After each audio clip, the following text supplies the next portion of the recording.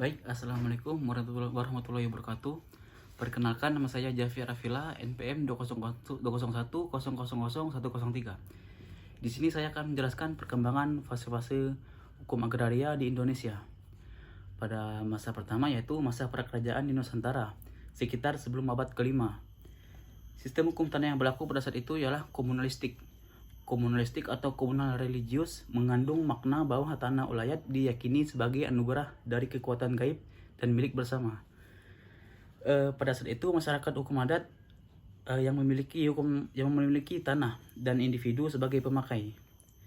Jenis hak penguasaan hak tanah atas tanah yang muncul yaitu yang pertama hak ulayat, yang kedua hak pakai asli bangsa Indonesia. Asas penguasaan tanah yaitu pertama mulur munkret, yaitu semakin dikuasai tanahnya, maka semakin menguat hak individual dan hak ulayat melemah. Yang kedua, bal teori atau semakin ditinggalkan tanahnya, maka semakin melemah hak individualnya. Yang kedua, masa kerajaan di Nusantara, sekitar setelah abad ke-5 sampai abad ke-17. Sistem hukum tanah yang berlaku ialah domain raja, yaitu raja yang memiliki tanah dan individu sebagai penggarap yang harus membayar upeti atau pajak. Jenis hak penguasaan atas tanah yang muncul yaitu yang pertama Grand Sultan yang berada di Yogyakarta, Melayu Delhi atau Medan. Grand Sultan terdiri dari 3 macam yaitu surat penentuan milik yang berarti mengaruniakan sebagai sebidang tanah untuk menjadi miliknya.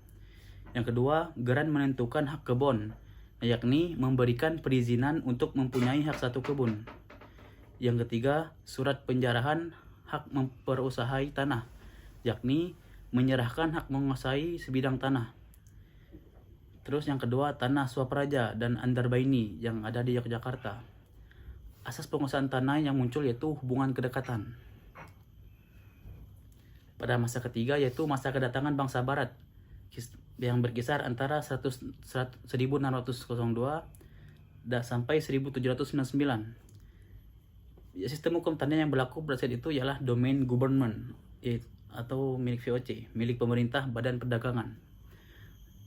Pada saat itu pemerintah VOC sebagai pemilik tanah, individu sebagai penyewa, dan raja sebagai penghubung dalam hal penagihan pajak. Jadi pada saat itu yang memiliki tanah adalah pemerintah VOC, dan islander atau pribumi Nusantara hanya sebagai penyewa, dan raja sebagai penghubung dalam hal penagihan pajak dari islander tadi. Jenis hak penguasaan atas tanah yang muncul yaitu yang pertama eigendom, yang kedua swapraja, yang ketiga hak garapan, yang keempat hak atas tanah partikulir. Lalu hak asas penguasaan tanah yang muncul yaitu yang kalah perang sebagai penyewa atau besitter, dan pemenang perang adalah pemilik atau eigener. Seperti yang saya sebutkan tadi, jenis hak penguasaan atas tanah yang pertama adalah eigendom. Eigendom merupakan salah satu produk hukum terkait pembuktian kepemilikan tanah. Yang kedua, swapraja. Swapraja adalah salah satu bentuk yang diakui oleh pemerintah kolonial dan mencakup berbagai bentuk administrasi seperti kesultanan, kerajaan, dan keadipatian. Daerah dengan status swapraja tersebut dipimpin oleh pribumi dan berhak mengatur urusan administrasi, hukum, dan budaya internalnya. Yang ketiga, hak garapan. Tanah garapan adalah sebidang tanah yang sudah atau belum dilekati dengan sesuatu hak yang dikerjakan dan dimanfaatkan oleh pihak lain. Ini baik dengan persetujuan atau tanpa persetujuan yang berhak dengan atau tanpa jangka waktu tertentu. Yang keempat itu hak atas tanah partikulir. Tanah partikulir adalah tanah eigendom yang mempunyai sifat dan corak istimewa. Yang membedakan dari tanah-tanah eigendom lainnya ialah adanya hak-hak pada pemiliknya yang bersifat kenegaraan yang disebut Landelijke Rechten yang kemudian diindonesiakan menjadi hak-hak pertuanan. Lalu pada masa kolonial Hindia Belanda, yaitu sekitaran 1870 sampai 1945.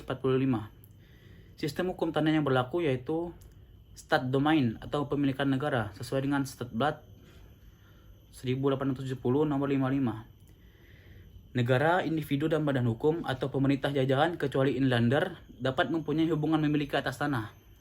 Jenis hak penguasaan tanah yaitu eigendom, yang kedua Opstal, yang ketiga Erfach, yang keempat Brugland, yang kelima Gebruik van Rechten, yang keenam Konsesi van Rechten, yang ketujuh Hypotheek Krediet Verband dan Agraris Eigendom, Dan kedelapan, Individualin Landbezigrecht dan Landerlijkrechten. Asas hukum agraria wet yaitu Domeinverklaring pasal 1 Agrarrechtsbesluit Stadblad 1870 nomor 118. Agraria wet merupakan hukum agraria kolonial pada masa kolonial Belanda. Tujuan agraria wet yaitu memberikan kemungkinan dan jaminan kepada pemodal besar asing agar dapat berkembang di Indonesia dengan membuka perkebunan besar berjangka waktu sampai 75 tahun.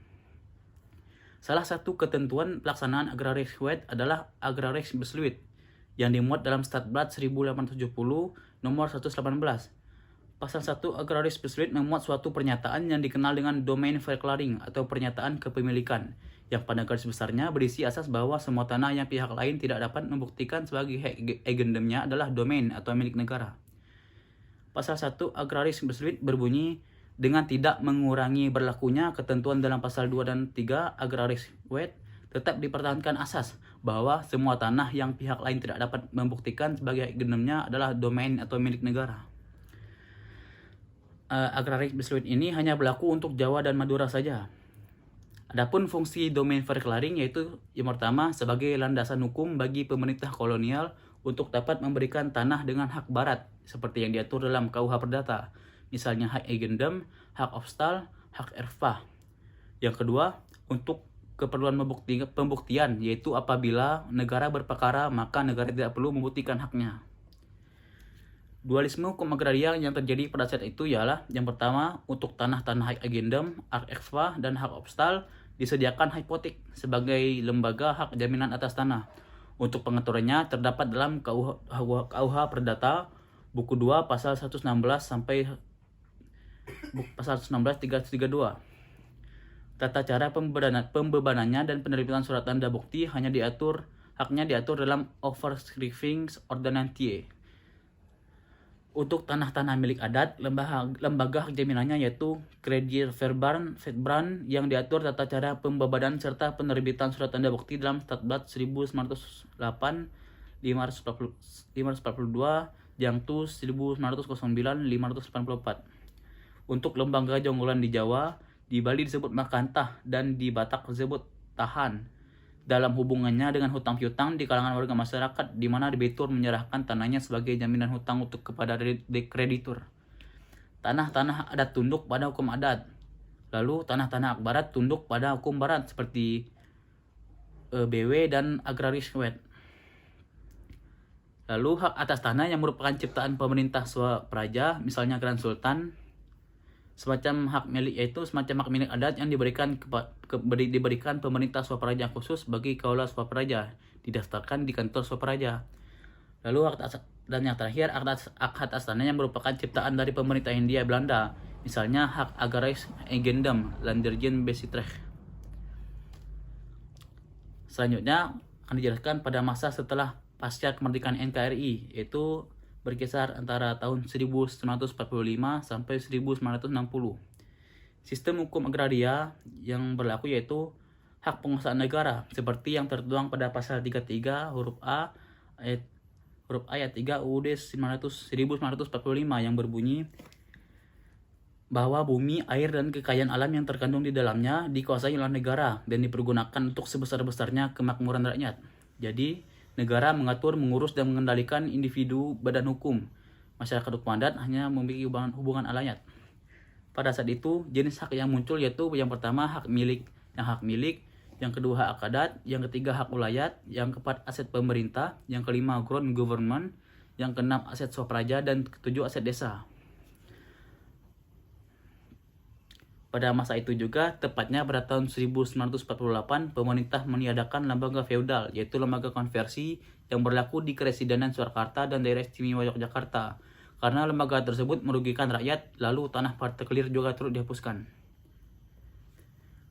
Selanjutnya, pada masa pembentukan UUPA, yaitu 1948 sampai 1960. Pada tahun 1948 dimulailah usaha-usaha yang konkret untuk menyusun dasar-dasar hukum agraria atau hukum tanah baru yang akan menggantikan hukum agraria. Usaha tersebut dimulai dengan pembentukan panitia agraria yang berkedudukan di Yogyakarta sebagai ibu kota pada waktu itu. Panitia Agraria Yogyakarta. Panitia ini dibentuk dengan penetapan Presiden Republik Indonesia tanggal 21 Mei 1948 nomor 16 yang diketuai oleh Sarimin Reksodiharjo dan beranggotakan pejabat-pejabat dari berbagai kementerian dan jabatan, anggota-anggota Badan Pekerja KNIP, ahli-ahli hukum adat, dan wakil dari Serikat Buruh Perkebunan. Panitia-panitia tersebut bertugas antara lain yang pertama, memberi pertimbangan kepada pemerintah tentang soal-soal mengenai hukum tanah seumumnya. Yang kedua, merancang dasar-dasar hukum tanah yang memuat politik agraria Republik Indonesia. Yang ketiga, merancang perubahan, penggantian, pencabutan peraturan-peraturan lama, baik dari sudut legislatif maupun sudut praktik. Yang keempat, menyelidiki soal-soal lain yang berhubungan dengan hukum tanah. Mengenai asas-asas kedepannya, jadi dasar hukum agraria, panitia memberi usulan sebagai berikut. Yang pertama, dilepaskannya asas domain dan pengakuan hak ulayat. Yang kedua, diadakannya peraturan yang memungkinkan adanya hak perseorangan yang kuat, yaitu hak milik yang dapat dibebani hak tanggungan. Yang ketiga, untuk diadakan penyelidikan terdahulu dalam peraturan-peraturan negara lain, terutama negara-negara tetangga. Yang ketiga, yang keempat, perlunya diadakan penetapan luas minimum tanah untuk menghindarkan pauperisme di antara petani kecil dan memberi tanah yang cukup untuk hidup yang patut sekalipun sederhana. Yang kelima, perlunya penetapan luas maksimum diusulkan untuk Jawa 10 hektar dan daerah luar Jawa masih diperlukan penyelidikan lebih lanjut. Yang keenam, menganjurkan untuk menerima hak-hak tanah yang diusulkan oleh Sarimin Reksodiharjo. Dan yang ketujuh, perlunya diadakan registrasi tanah milik dan hak-hak menumpang yang penting. Lalu, selanjutnya Panitia Agraria Jakarta. Atas pertimbangan bahwa Panitia Agraria Yogyakarta tidak lagi karena terbentuknya kembali negara kesatuan. Tidak sesuai lagi karena terbentuknya kembali negara persatuan. Maka dengan keputusan Presiden Republik Indonesia tanggal 19 Maret 1951 nomor 36/1991, Panitia Yogyakarta dibubarkan dan dibentuk panitia baru yang berkedudukan di Jakarta. Panitia ini diketuai oleh Sarimin Reksodiharjo. Tugas panitia sama dengan panitia Yogyakarta sebelumnya. Dalam laporan ketuanya pada tanggal 9 Juni 1955 dikemukakan kesimpulan panitia mengenai soal tanah untuk pertanian kecil rakyat antara lain. Yang pertama, mengadakan batas minimum sebagai ide, luas minimum untuk ditentukan 2 hektar. Yang kedua, ditentukan pembatasan maksimum 25 hektar untuk satu keluarga. Yang ketiga, yang dapat memiliki tanah untuk pertanian kecil hanya penduduk WNI. Badan hukum tidak diberikan kesempatan untuk mengerjakan. Dan yang keempat, untuk pertanian kecil diterima bangunan-bangunan hukum, hak milik, hak usaha, hak sewa, dan hak pakai. Yang kelima, hak ulayat disetujui untuk diatur oleh atau atas kuasa undang-undang sesuai dengan pokok-pokok dasar negara. Lalu Panitia Suharjo. Dengan keputusan Presiden tanggal 29 Maret 1955 nomor 55/1955 dibentuk Kementerian Agraria karena melihat susunan dan cara kerja Panitia Agraria Jakarta tidak dapat diharapkan dapat menyusun rancangan undang-undang pokok agraria dalam waktu singkat. Panitia baru ini diketuai oleh Suharjo Sumodilogo, Sekjen Kementerian Agraria. Tugas utama Panitia Suharjo ini ialah mempersiapkan rencana undang-undang pokok agraria yang nasional sedapat-dapatnya dalam waktu 1 tahun. Pokok-pokok penting RUU Pokok Agraria hasil panitia tersebut antara lain: yang pertama, dihapuskannya asas domain dan diakuinya hak ulayat yang harus ditundukkan kepada kepentingan umum. Yang kedua, asas domain diganti dengan hak kekuasaan negara atas dasar ketentuan pasal 38 ayat 3 UU DS. Yang ketiga, dualisme hukum agraria dihapuskan. Yang keempat, hak atas tanah seperti hak milik sebagai hak yang terkuat dan berfungsi sosial. Kemudian ada hak usaha, hak bangunan, dan hak pakai. Yang kelima, hak milik hanya boleh dipunyai oleh orang-orang warga negara Indonesia. Yang keenam, perlu diadakan penetapan batas maksimum dan minimum luas tanah yang boleh menjadi milik seseorang atau badan hukum. Yang ketujuh, tanah pertanian pada asasnya harus dikerjakan dan diusahakan sendiri oleh pemiliknya. Dan yang kedelapan, perlu diadakan pendaftaran tanah dan perencanaan penggunaan tanah. Lalu selanjutnya, Rancangan Sunarjo. Dengan beberapa perubahan mengenai sistematika dan rumusan berupa pasalnya, rancangan Panitia Suharjo dapat diajukan oleh Menteri Agraria Sunarjo kepada Dewan Menteri dan disetujui pada tanggal 1 April 1958. Rancangan skenario telah dibicarakan dalam sidang pleno DPR pada tingkat pemenangan umum babak pertama. Untuk melanjutkan pembahasannya, diperlukan untuk mengumpulkan bahan-bahan yang lebih lengkap. Untuk itu, dibentuk suatu panitia ad hoc yang diketuai oleh Mr. A.M. Tambunan. Sejak itu, pembicaraan RUU PA dalam sidang pleno menjadi tertunda, karena hingga akhirnya rancangan skenario tersebut ditarik kembali oleh kabinet. Lalu, rancangan Satjarwo. Setelah disesuaikan dengan UUD 1945 dan Manifesto Politik Republik Indonesia, Menteri Agraria Satjarwo mengajukan RUU Pokok Agraria yang baru dengan bentuk yang lebih sempurna dan lengkap. Rancangan Satjarwo tersebut disetujui oleh Kabinet Inti dalam sidangnya tanggal 22 Juli 1960 dan oleh Kabinet Pleno dalam sidangnya tanggal 1 Agustus 1960 dengan amanat Presiden tanggal 1 Agustus 1960 nomor 2584/HK/60. Rancangan tersebut diajukan kepada Dewan Perwakilan Rakyat gotong royong. Berbeda dengan rancangan skenario yang landasan konsepsinya tidak tegas, rancangan Satjarwo ini secara tegas menggunakan hukum adat sebagai dasarnya. Lalu, pengesahan dan pengundangan.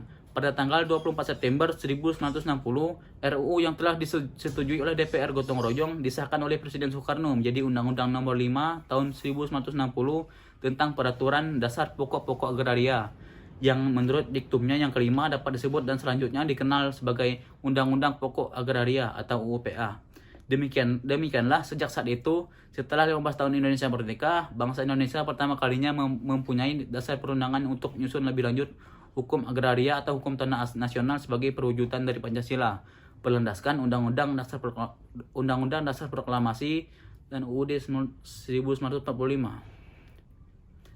Lalu yang terakhir, masa setelah pasca berlakunya UU PA, yaitu pada tahun 1960 hingga sekarang. Sistem hukum agraria dalam praktik cenderung seolah state domain atau kepemilikan negara, sesuai dengan Kepres nomor 55 tahun 1993, Jangtu PMA nomor 1 tahun 1994, dan PP nomor 36 1998. Negara seolah-olah negara yang memiliki. Lalu jenis hak yang muncul adalah yang pertama tanah negara, yang kedua hak pengelolaan dapat ditingkatkan menjadi hak pemilik. Asas hukum tanah nasional yaitu adanya persetujuan antara privat rechtlich dengan public rechtlich. Sekian presentasi dari saya. Apabila ada kesalahan kata mohon dimaafkan. Saya akhiri, wabillahi taufiq wal hidayah. Wassalamualaikum warahmatullahi wabarakatuh.